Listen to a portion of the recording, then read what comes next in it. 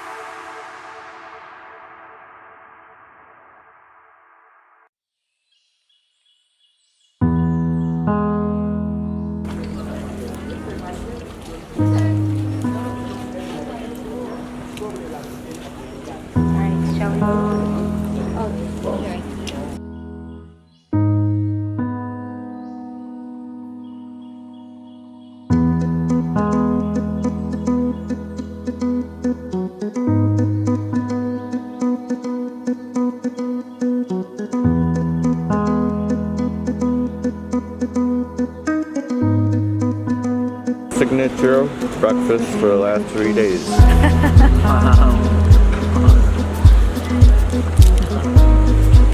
With views.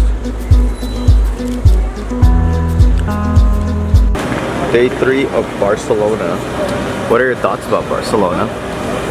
It's charming. I like the openness and it's very relaxed. It's like a lifestyle here.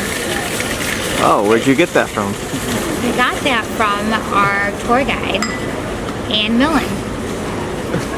What are your thoughts on Barcelona? So far, probably my favorite city in Europe. Definitely could see myself here. I like it a lot. I think it's livable, walkable.